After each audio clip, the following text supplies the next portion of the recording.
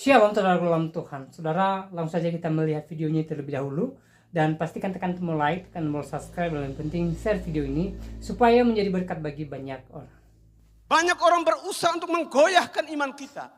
Untuk membuat kita semakin tidak yakin bahwa Yesus itu Tuhan.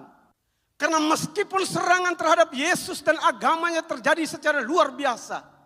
Sampai saat ini 2,6 miliar penduduk dunia percaya pada Yesus. Dan agama ini menjadi agama terbesar di dunia. Jangan takut, teruslah bersaksi. Ia akan mendahului kamu ke Galilea. Mengapa jangan takut, saudara? Mengapa kita tidak boleh takut? Karena Yesus telah bangkit dari antara orang mati. Dan kebangkitan Yesus itu kontroversial. Kebangkitan Yesus menjungkir balikan ilmu-ilmu kedokteran. Dan menggoyahkan prinsip-prinsip keilmuan tradisional secara amat mendasar. Sampai hari ini banyak orang masih mempersoalkan kebangkitan Yesus. Dan orang juga mempersoalkan apakah benar Yesus itu Allah. Coba Bapak Ibu perhatikan di media sosial. Bagaimana perang terhadap Yesus itu dilakukan secara terang-terangan, terbuka dan membabi buta. Banyak orang berusaha untuk menggoyahkan iman kita. Untuk membuat kita semakin tidak yakin bahwa Yesus itu Tuhan. Tetapi saudara-saudara terkasih, dengan kebangkitannya dari antara orang mati, Yesus meyakinkan kita semua, berdasarkan kata-kata Santo Paulus, jika Kristus tidak dibangkitkan, sia-sialah iman kita. Saudara-saudari terkasih, saya katakan mengapa kita tidak boleh takut. Karena meskipun serangan terhadap Yesus dan agamanya terjadi secara luar biasa. Sampai saat ini 2,6 miliar penduduk dunia percaya pada Yesus. Dan agama ini menjadi agama terbesar di dunia. Itu alasan mengapa saya katakan tidak boleh takut. Semakin diserang, Yesus semakin membuktikan bahwa dia benar, bahwa dia sungguh Allah. Saudara-saudara terkasih, kita tidak boleh takut akan penganiayaan, akan kebencian. Karena Yesus sudah mengalami itu sendiri ketika dia hadir secara historis di atas dunia ini. Dia katakan, jika dunia membenci kamu, ingatlah bahwa dunia telah terlebih dahulu membenci aku. Karena itu kalau kita sungguh-sungguh percaya pada Yesus, kita harus siap menerima resiko. Kita harus tahu bahwa konsekuensi dari setiap orang yang percaya pada nama Yesus adalah kebencian. Karena apa? Karena kebenaran tidak pernah tidak punya musuh. Karena kebenaran selalu akan dibenci. Tapi Yesus memberi kita garansi. Yesus memberi kita jaminan. Oleh karena namaku kamu akan dibenci. Tapi siapa yang setia, siapa yang bertahan sampai akhir, dia akan selamat. Saudara-saudara terkasih, kita tidak boleh hanya takut. Tapi kita juga harus bangga akan salib Tuhan kita Yesus Kristus. Tidak hanya tidak takut, tetapi bangga. Mengapa saya bilang harus bangga? Karena sampai sekarang masih saja ada orang mempertanyakan, apakah Yesus benar-benar telah bangkit? Apakah yang mati itu benar-benar Yesus?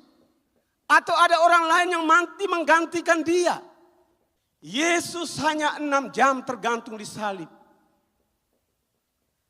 Apakah tidak mungkin dia hanya mengalami situasi kritis?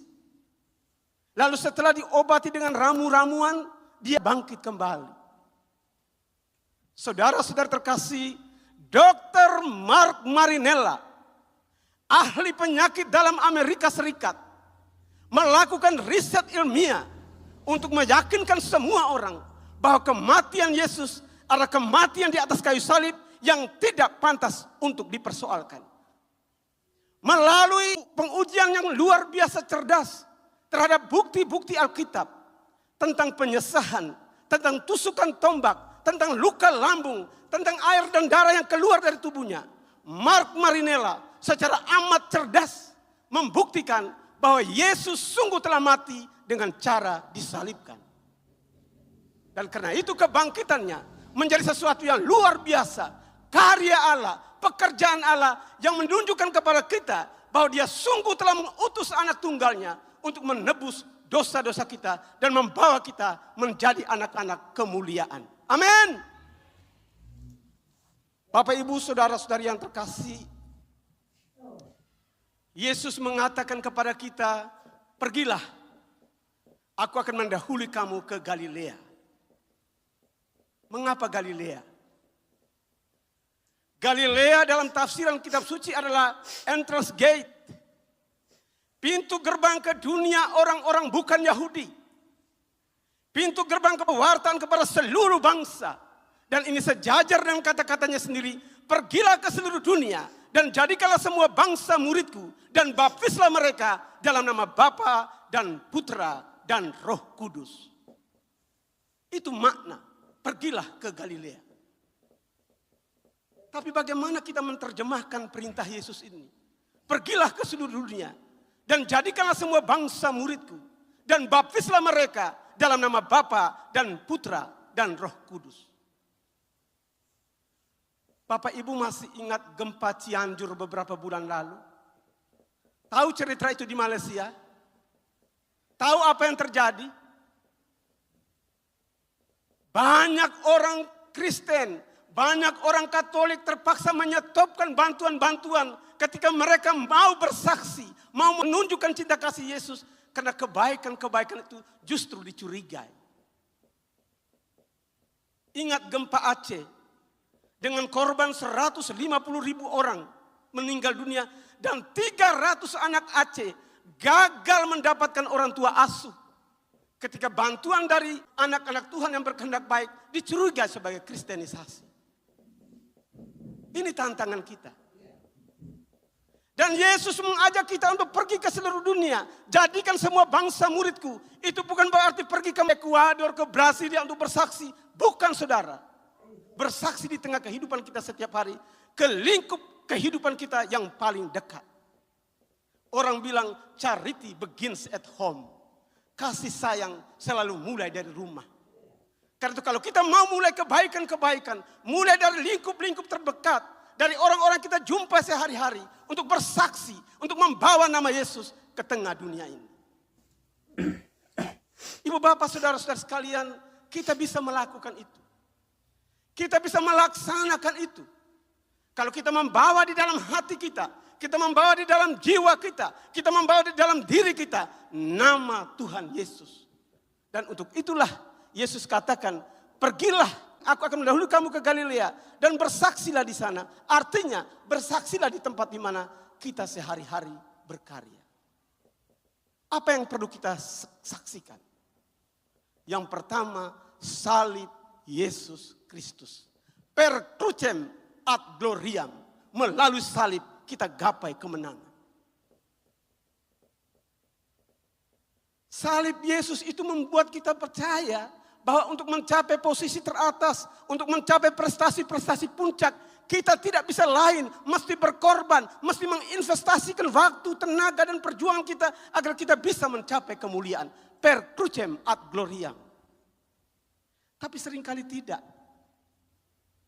Banyak orang enggan mengambil jalan benih, jatuh ke tanah dan mati supaya menghasilkan banyak buah. Karena apa? Karena yang kita inginkan adalah instant salvation.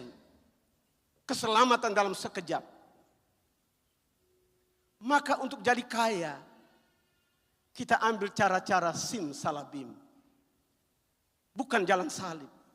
Baik, salam Tuhan, itu videonya kita sudah dengarkan khotbah seorang pastor di video tadi. Ya pastinya ini khotbah yang sangat luar biasa dan sangat memberkati saudara dalam Tuhan. Ya, pastor ini mengingatkan kita ya supaya kita tetap bertahan di dalam Kristus walaupun dengan berbagai ujian, berbagai tantangan. Ya, dia jelaskan tadi bagaimana persoalan-persoalan yang dialami oleh orang Kristen hari-hari ini.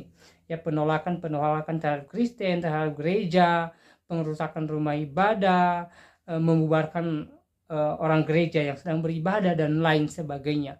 Dan pastor ini menyampaikan bahwa kita harus tetap di dalam iman kita.